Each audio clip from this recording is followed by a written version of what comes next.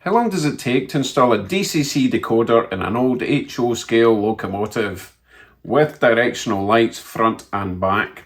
30 minutes? 20 minutes? 10 minutes?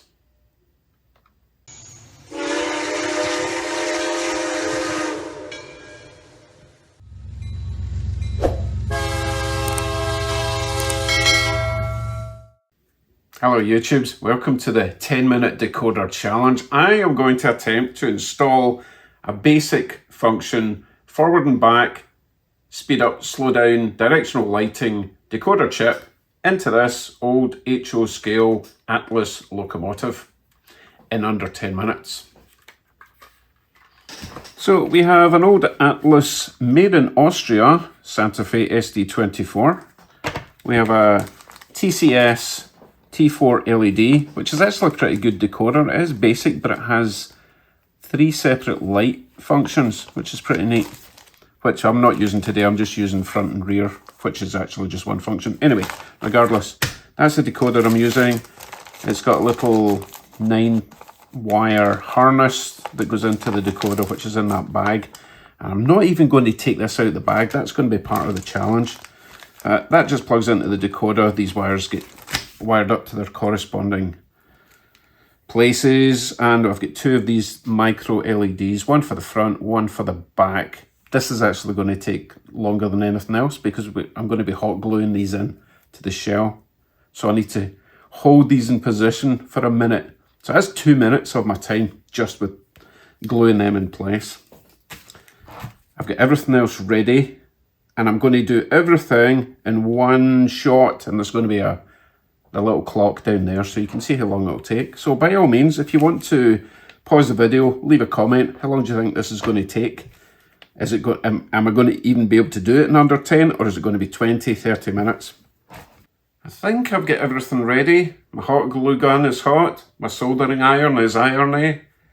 I think I've got everything set. Let us begin. Okay, let's start with getting the shell off.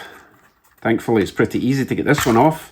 Kind of like an athern, flips at the side, shell is off. Let's get into the decoder. Oh, I'm wasting precious seconds there. Rip it open. Oh my goodness, that's like 15 seconds I've wasted. Get rid of that, don't need instructions. Oh no, I need scissors. Oh, I've got scissors.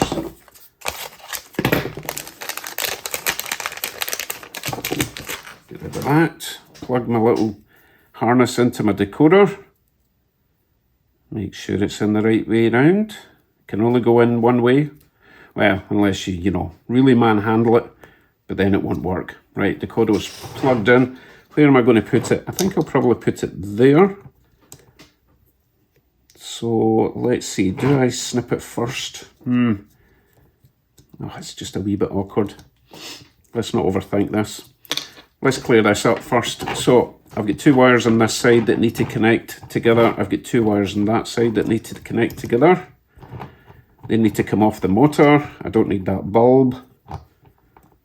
Let's see. Oh, this could be handy actually. Right, let me get these off. Desolder this. Oh, there's a nice big blob of solder there already, so that could save us a bit of hassle. That side's off. Let's get this side off. Now, obviously this is not a tutorial. I've got plenty of other DCC install videos you can watch if you actually want to see how to do it properly. Right, our motor is now isolated. So this wire here needs to connect to this wire. It's a little bit long. So I think what we'll do is maybe just snip this down a little bit. Need to leave enough room for them to wiggle. But that's a wee bit too much. So let's see. I'm going to snip this one there. I'm going to strip that. Quite long because I want this to join onto the black one.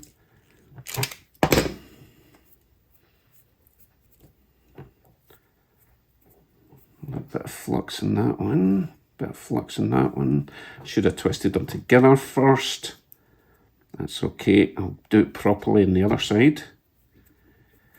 And these two wires are picking up power from the left-hand side of the track, and they're going to go into the decoder wire, and that will be the black wire from the decoder. Well, it's going into the decoder, but you'll see what I mean when we get to that bit. Right, they're joined. Need to join these two. Do the same, strip that back a little bit. It's got a wee bit of old solder on it, don't want that.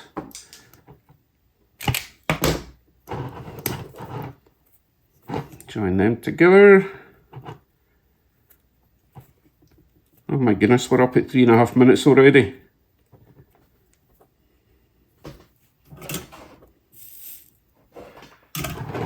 Okay, next up, decoder. Right, so I'm going to glue the decoder down. Just, well, when I say glue it down, I'm going to use a wee bit of double-sided tape.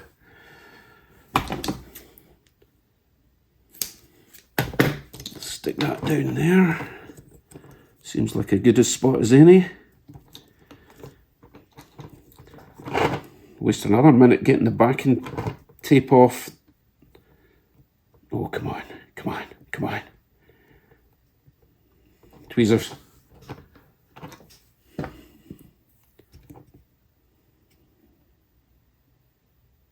Oh, this is wasting precious time. Precious time.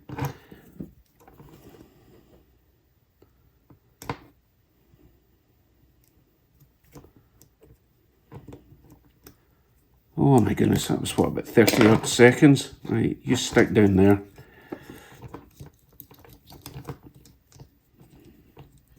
Okay, that's where the decoder's going. Right, now I want to connect the black wire to these two wires here. I'll need about that much wire. Snip that, strip it back, bit of flux, bit of solder, tin that up, keep it together. Let's get a little bit of heat shrink tubing on there.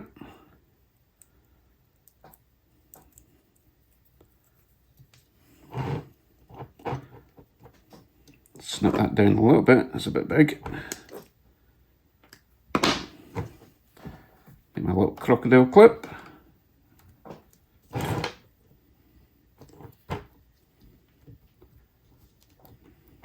Join these two together.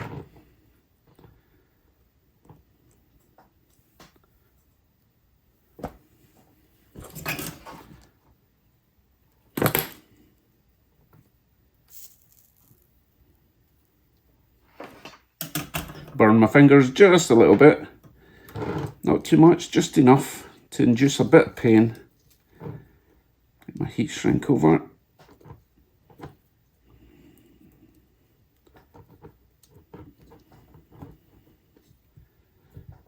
Oh, behave.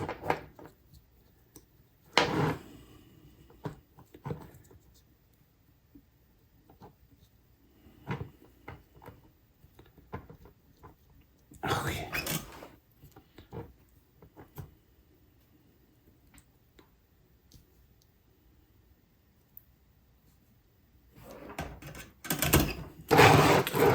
I'll get the other side done. So the other side is going to the red. So same as before, snap that down a bit there, trim it back, bit of paste, bit of flux, bit of solder, heat shrink tubing,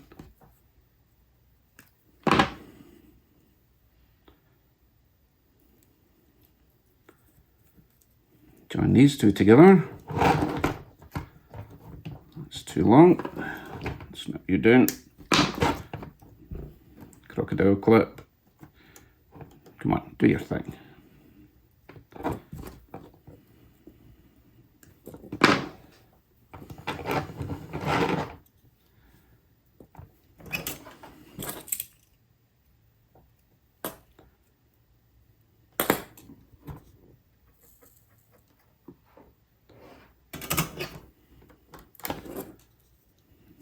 heat shrink over the top. Oh, I don't think we're going to do this. Just don't think. I can't believe how time is flying.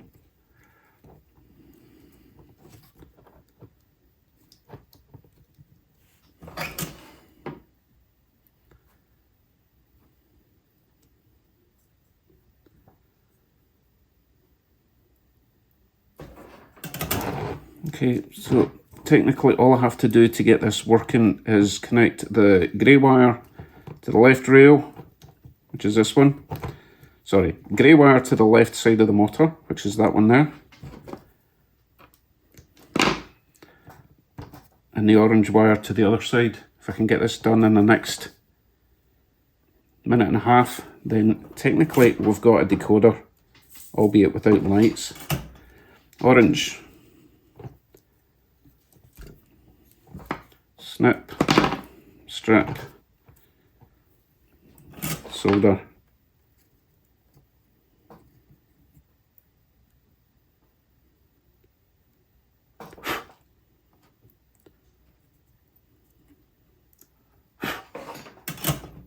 Oh my god, why is that not sticking? Go! Oh, it was just... Oh no!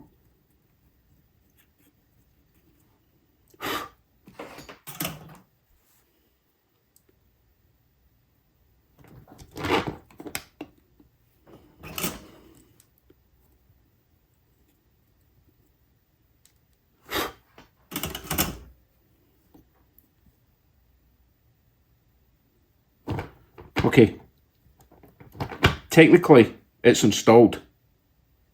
Time really flies. Okay, so we've not got the lights on, but we stopped at what, just under 10 minutes. It's not exactly tidy and I don't have the lights on yet, but let's put it in the track and see if I achieved the simple, basic, without lights decoder install. Okay, we're on the track. This should be Loco 3. Factory setting. Let's see if it works. Please work. Oh goodness, a bit jerky there. But it does work. Change the direction.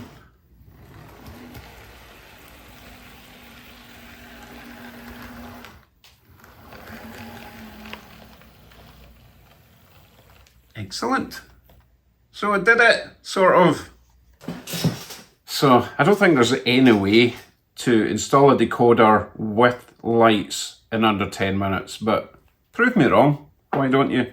So I might as well finish the job, take a wee bit more time and care, get the lights installed and just tidy up that disaster. Okay, let's take care of these wires that I've already wired up and get them kind of isolated from everything else. I'm going to start by just putting a bit of tape over the motor because it is a metal bodied motor and I don't want any shorting going on. So I'll just put that bit there and then I'm just going to tape those wires on top there just to keep them all out the way from everything else for now. Yep, that should do. A bit more tape.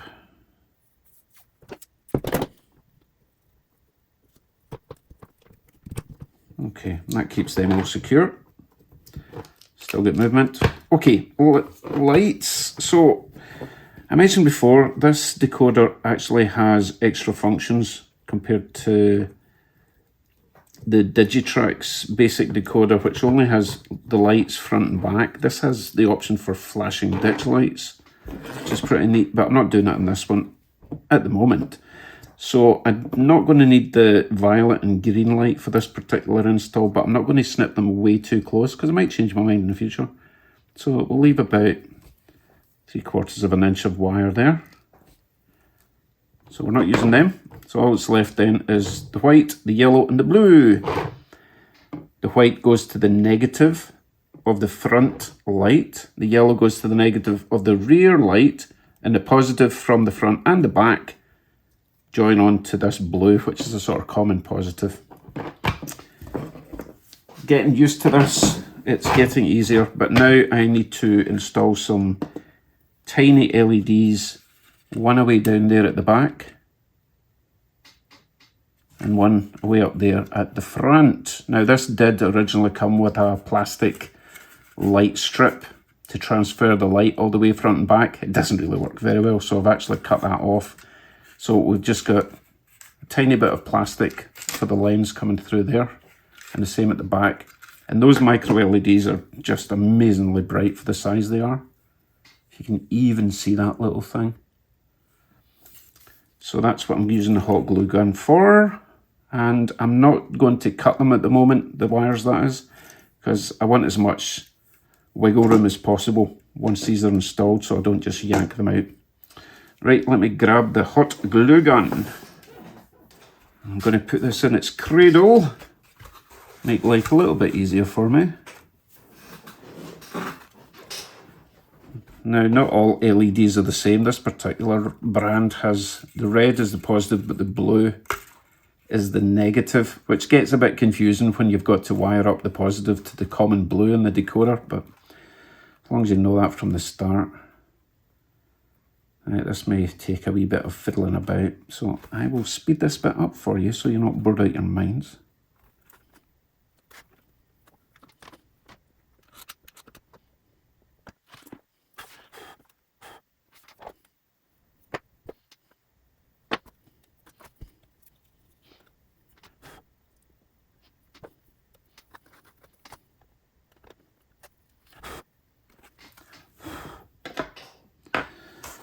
Once you put the glue over the top of these, it's impossible to see if you've lined it up. So it's always a good idea to grab a 3-volt battery and test these and see what it looks like out the back.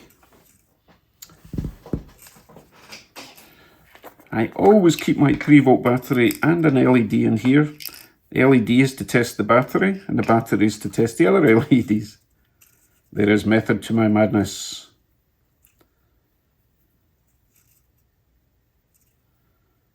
Okay, oh, wrong hand. Right, let's see how that looks. That looks pretty good, I think. And it's kind of lighting up the light boards as well, so yep, that one's good. Let me do the back.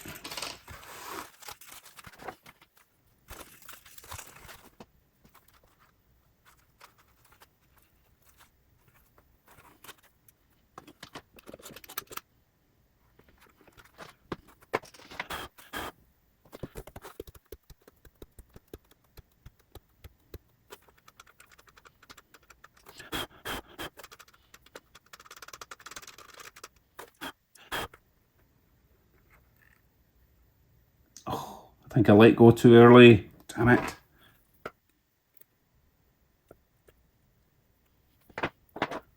For some reason, when you put hot glue in shells of trains, it takes ages to cool down. Don't get it. Okay, let us try the battery test again. I think that's tight enough for now.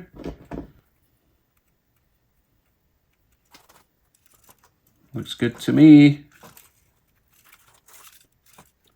Yeah, it'll do. It's not perfect, but I think it's as good as I'm going to get it, to be honest. I just messed it up there. Let me just check it again. I've gone this far, I might as well do it right. Well, kind of right, you know. I'm sure I could have done it much better if I wasn't rushing. Nah, it looks fine. Okay, that's the annoying, tricky part. Now we can finally get all these wires together. My body is ready. Lights are installed front and back. Got my wires ready. So as I said before, the two reds, the positives, are joined together because they're going to connect to the blue common positive. And these two blue wires, which really should be black, are the negatives. Front light negative goes to the white. Rear light negative goes to the yellow. And I've got plenty of wire, and it is pretty fine wire. Pretty sure I've got plenty of room up there. But I'm going to cut, let's do the blue one first. I'm going to cut it down. As long as I've got room to lift the shell up and over and get it in, we should be fine.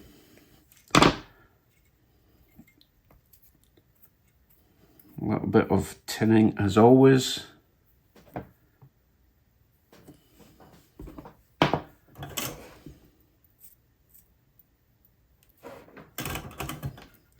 And a bit of heat shrink tubing. I don't like the heat shrink tubing being too long because it's no longer flexible when you put the heat shrink tubing on. And I do like a bit of flex inside here if you have to shove things out of the way. Get my little helping hand to, well, help us. Lovely.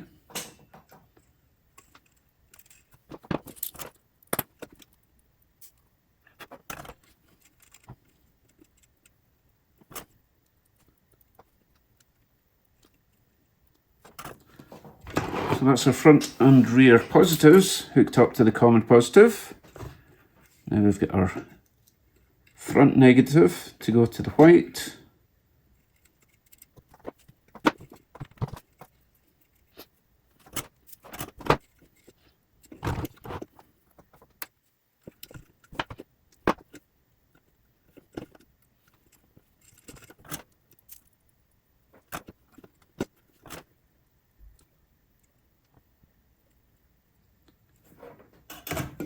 And finally, we can get our rear light negative, which is a yellow.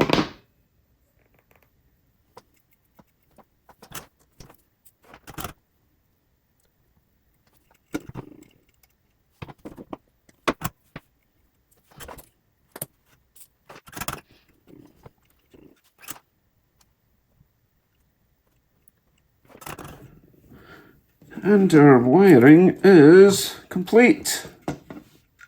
I think we're okay for space. I don't think we're going to foul anything. These plastic platforms are actually really handy in the old Atlas because it's not going to interfere with the flywheel. Although I think I'm just going to put just a little bit more tape to force those wires to go backwards when we put the shell on. I've got plenty of tape. I'm not afraid to use it.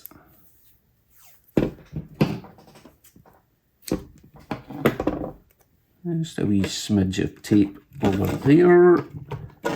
Get the cover on. Nothing fouling.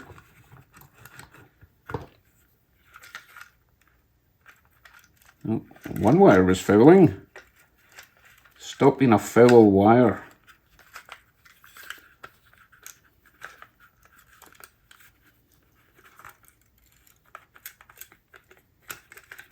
And once you get the shell on and everything's in place, it should be fine. Nothing's going to go anywhere it shouldn't.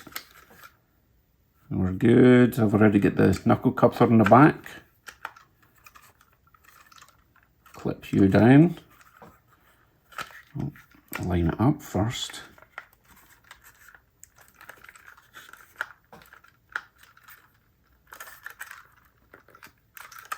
Okay, so it must be hitting the roof because it's not going down as far as I would like, but only by 0.5 mil. It's still down far enough. It just didn't clip the way I would have liked it to. I can live with that. Or can I? Because that's bulging down there, you see that? I don't like that. Let me just double check.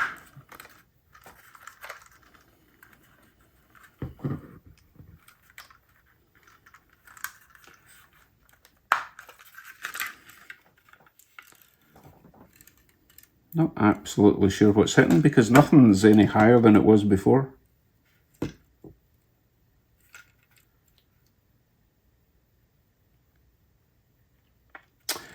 The shell's on backwards. Let's try it that way.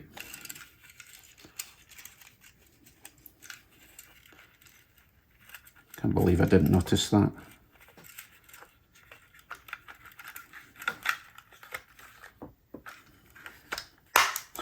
There we go. That makes more sense. Right, to the track again. We are back on the track and I've reconfigured it to number 979, which is what's on the side. Let's see if my front headlight works. Yay, well it's actually brighter than I was expecting. Yep, that'll do. Right, so forward.